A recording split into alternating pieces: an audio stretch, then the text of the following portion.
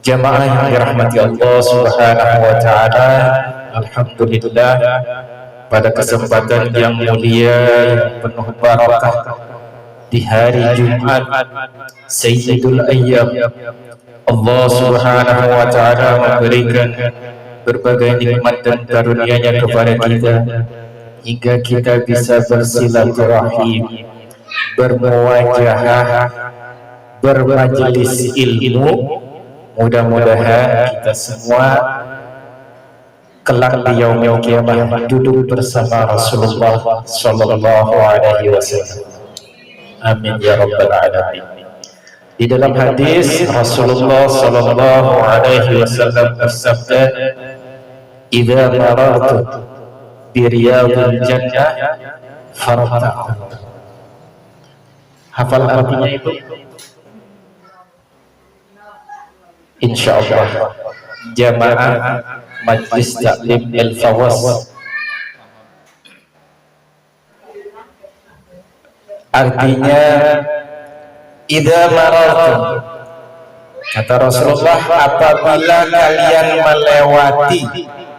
apabila kalian telah melewati biryadil jannah, taman dari taman surga, farta'u, maka mampirlah. Kemudian para sahabat bertanya, ma huwa riyadul jannah ya Rasulullah? Apa itu taman surga itu ya Rasulullah? Kemudian Rasulullah menyatakan, itulah majelis ilmu, majelis zikir. Nah, hari ini insyaallah kita semua duduk di taman surganya Subhanallah. Amin. Mudah-mudahan kita semua masuk ke dalam surga ya Bu. Kalau Ibu duluan ingatin saya ya Bu. Mau nggak? Nah, kalau Ibu duluan yang masuk surga, belum ketemu saya, tolong cari saya. Mau nggak Bu? Mau ya Bu. Atau Ibu sudah enak-enak di dalam surga, naudzubillah ternyata saya ada di dalam neraka, mau nggak jemput saya Bu?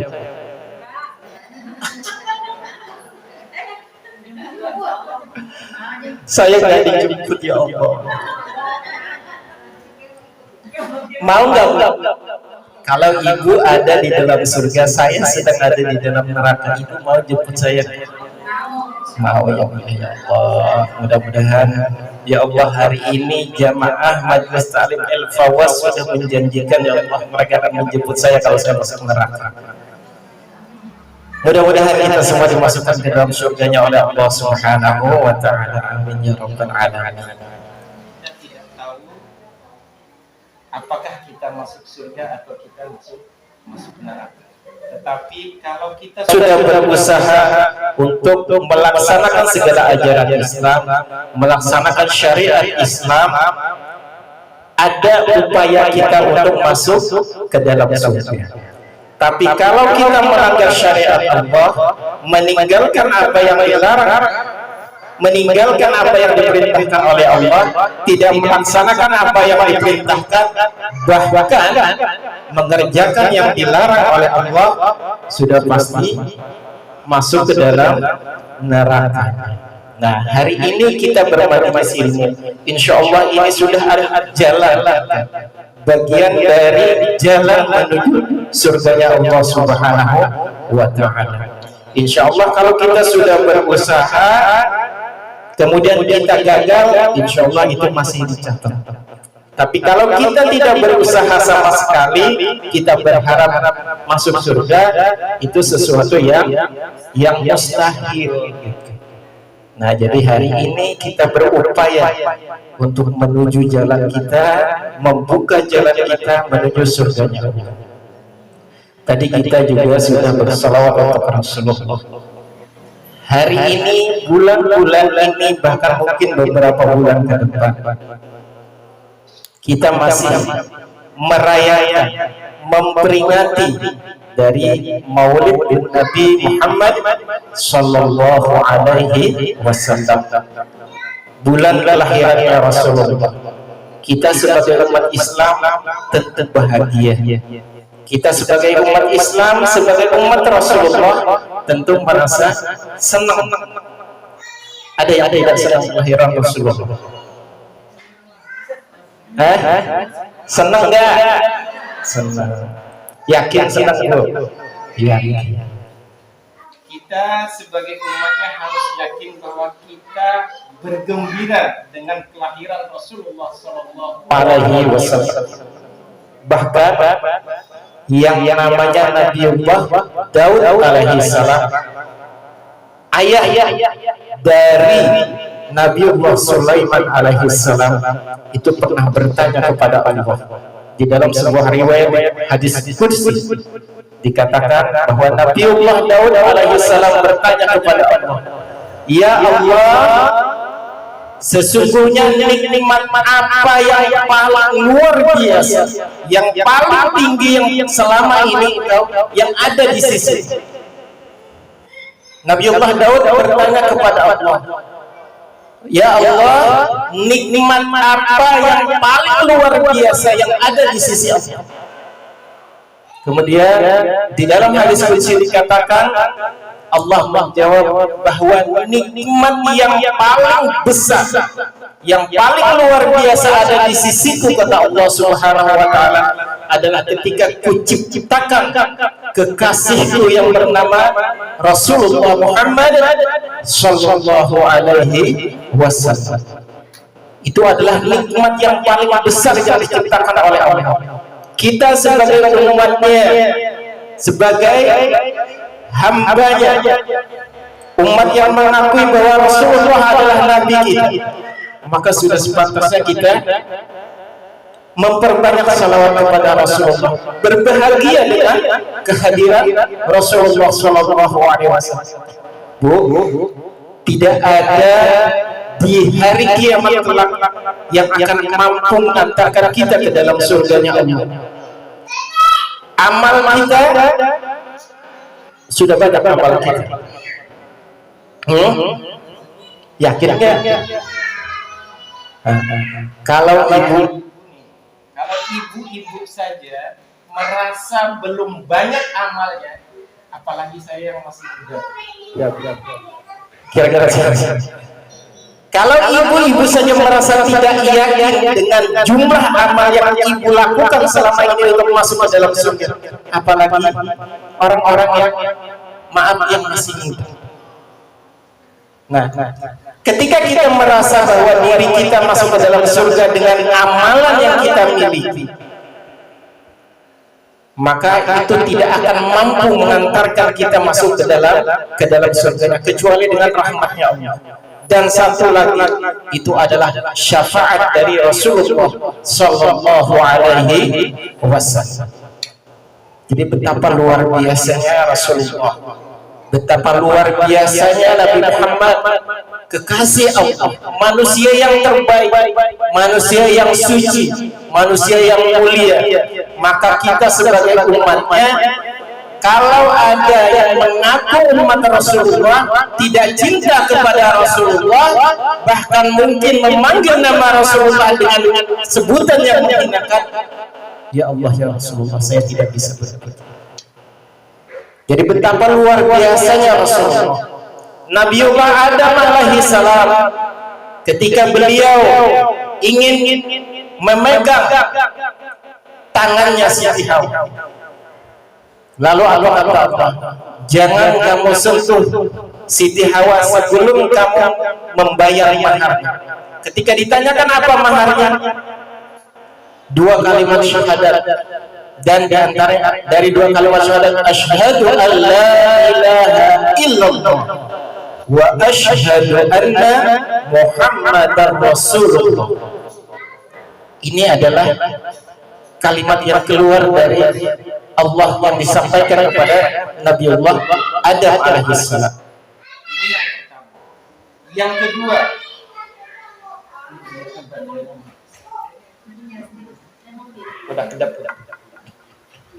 Yang kedua, ketika Nabiullah Adam alaihissalam melanggar larangan Allah, memakan buah khuldi bersama istrinya yang bernama Siti Hawa. Kemudian Nabiullah Adam dan istrinya berdoa, Rabbana zalamna anfusana wa illam taghfir lana wa tarhamna lanakunanna minal khasirin. Tetapi itu saja belum diampuni oleh Allah Subhanahu wa Ta'ala, sampai kemudian Nabi Allah Adam alaihi salam membaca kalimat asyhadu an la ilaha illallah wa asyhadu anna Muhammadar Rasulullah. Sejak saat itulah Allah Subhanahu wa Ta'ala mengampuni dosa Nabi Allah Adam alaihi salam. Jadi betapa luar biasanya nama Rasulullah, betapa istimewanya nama Rasulullah. Maka kalau kita menyebut nama Rasulullah kemudian kita tidak cinta kepada Rasulullah, ya itu mungkin sudah orang yang sangat luar biasa ketika dia tidak mau mencintai Rasulullah. Allahumma sholli ala sayyidina Muhammad. Rasulullah adalah manusia terbaik, manusia mulia, manusia yang paling suci. Bahkan segala dosa dan kesalahan beliau sudah diampuni oleh Allah Subhanahu wa Ta'ala. Yang belum dilaksanakan sekalipun sudah diampuni oleh Allah Subhanahu wa Ta'ala. Wajahnya begitu indah, laksana bulan purnama. Tadi dibacakan di dalam maulid, anta syamsun, engkau seperti cahayanya matahari, engkau seperti bulan purnama. Anta syamsun, anta badr. Jadi bukan anta syamsun, wahai Muhammad, engkau adalah matahari. Maknanya bukan begitu. Maka kalau orang-orang mengaji, maaf, yang ngaji kemudian menerjemahkan anta syamsun, maaf, ada kan kelompok-kelompok bid'ah, syirik dan sebagainya, karena menganggap bahwa Rasulullah, kita menyamakan Rasulullah dengan matahari. Itu namanya orang yang tidak belajar tentang ilmu balaghah. Di dalam ilmu balaghah bukan disebutkan anta syams, tetapi anta ya Muhammad kasyams. Tetapi untuk memperindah kalimat itu, maka yang muncul adalah anta syamsun anta badr. Jadi aslinya adalah anta ya Muhammad kasyamsi, anta Muhammad kal badr. Makanya kemudian disingkatnya di dalam ilmu balaghah namanya ilmu musyabbah bih. Sudah belajar belum ya artinya? Ilmu musyabbah.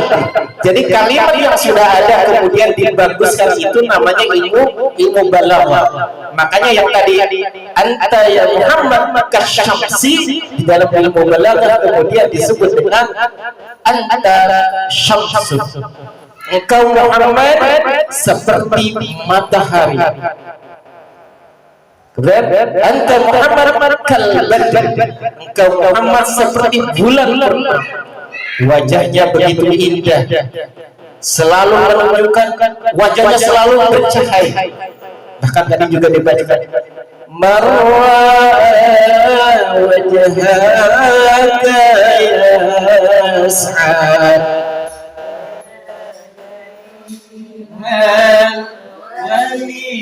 walidaini. Nah, itu luar biasa kalimat. Mar'a wajhaka yas'ad. Siapa saja yang memandang wajahmu wahai Rasulullah, mar'a wajhaka yas'ad, maka dia akan berbahagia. Itu orang yang memandang Rasulullah pasti akan berbahagia. Nah sekarang kita ibu tidak pernah melihat wajah Rasulullah, tidak pernah berbincang dengan Rasulullah, tidak pernah ngobrol bersama Rasulullah, tidak tahu visi Rasulullah secara langsung. Tapi hari ini kita bersolawat untuk Rasulullah, kita mencintai Rasulullah, kita sayang pada Rasulullah, karena Rasulullah SAW begitu cintanya sama kita. Jadi betapa luar biasanya Rasulullah sayangnya pada kita.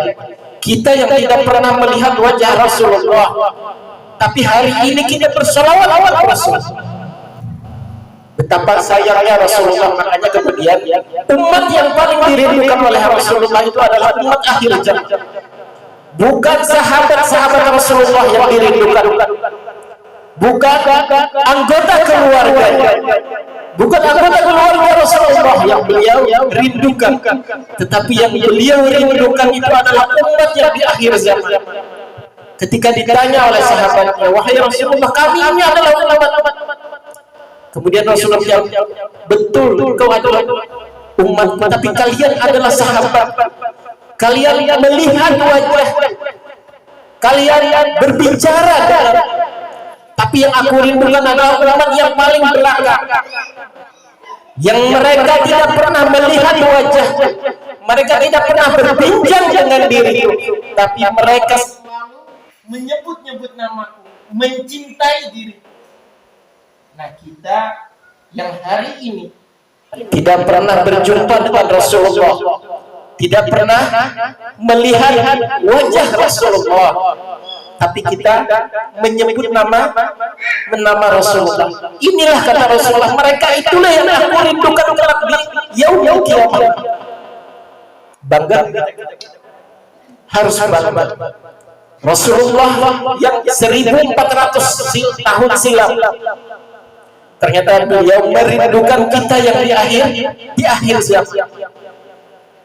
Yang kita kenal dari Rasulullah hanya hadis-hadis Rasulullah. Bagaimana beliau mengucapkan dalam situasi seperti apa, kita tidak pernah melihatnya. Maka ketika ada para ulama, para kiai, para ustadz, para ustadzah yang menyampaikan tentang sosok Rasulullah, maka perbanyaklah salawat untuk Rasulullah Shallallahu Alaihi Wasallam.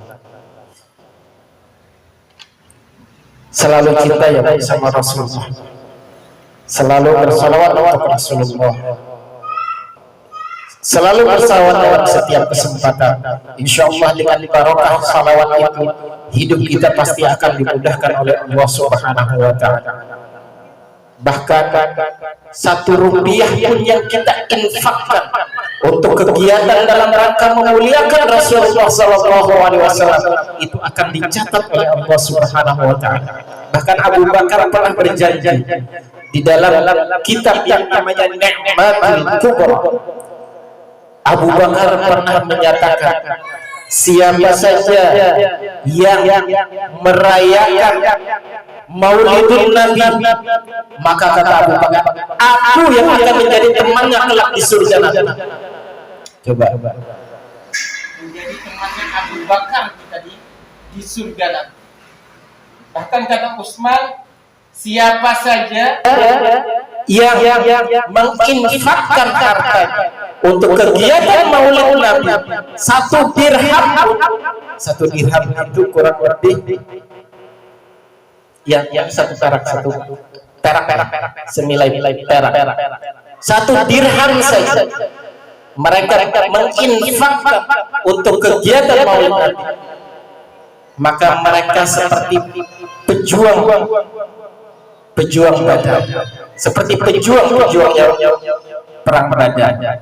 Jadi jangan bosan-bosan kita untuk selalu bersemangat membantu kegiatan-kegiatan Maulidun Nabi, kegiatan-kegiatan Isra dan Mi'raj, kegiatan-kegiatan majelis sholawat, dalam rangka tujuan kita adalah mendekatkan diri kita kepada Allah Subhanahu wa Ta'ala.